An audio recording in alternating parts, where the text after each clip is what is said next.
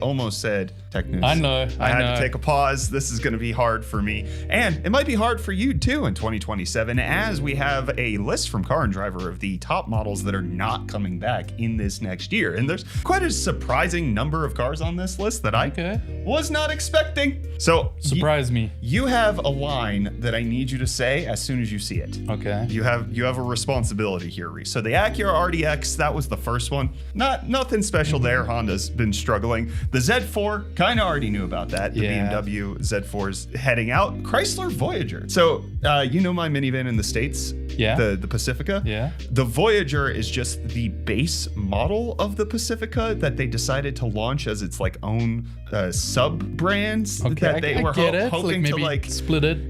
Be like a budget setup, and it totally didn't work. So it's now going to be the Pacifica LX. The Ford Escape is going with. Do you guys have Escapes here? No, I don't think we do. Okay, it's kind of like a smaller crossover. The Escape's been around for a while. Yeah, that's not the line. Not supposed to, no. It's still coming.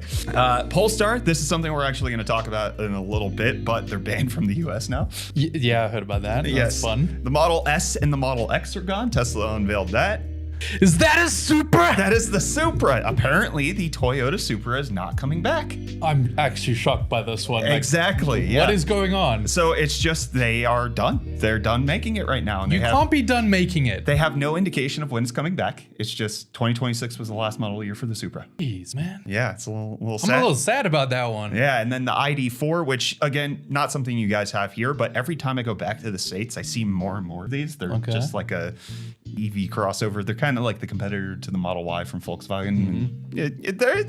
They were getting up there in terms of popularity, but also want to talk about the Cadillac CT5 because this comes in a Blackwing edition. Yeah. I looked at this recently because I was as the lease on the Ioniq 5N is coming to an end. I was like, what could I get next? Yeah. And I didn't know how much a Blackwing cost. I was just curious about it. It like starts at $130,000. So that was immediately ruled out. But while the CT5 is allegedly not coming back in 2027, there's other reports that the CT5V Blackwing is still happening. And the reason this is a big deal is because it's 668 horsepower, but still manual.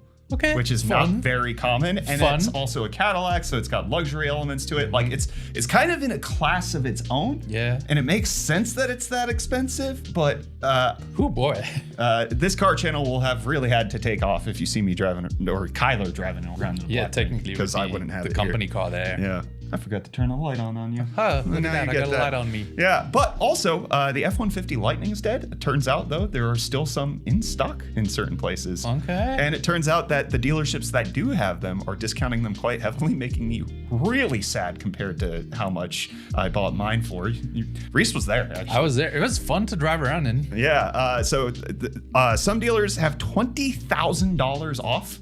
Hello? Yeah, so this XLT going for $45,000, which is quite a discount. I loved the Lightning when I had it. It was comfortable. Yeah, it was very comfortable. We drove across the United States in it twice. I think if it wasn't that car, if it was any other car really, that trip would have been way worse. Yeah, it was quite nice. But like, I just remember the reason I got the one I did, and we went to go see Bob Heckman, who gave a heck of a deal. Was because Solomon Ford in Pittsburgh was the only dealership not doing dealer markups. They sold it at the actual price. Everywhere else is doing $10,000 to $20,000 increases, and this Brinson Ford is doing the opposite, which good on them. And also moving forward, Chevy and Cadillac are not going to have any more EVs planned. They have no new EVs. So like the Blazer and the Bolt and all of those are still happening, but they have nothing else on the lineup moving forward. Fair enough, yeah. So that's happening, but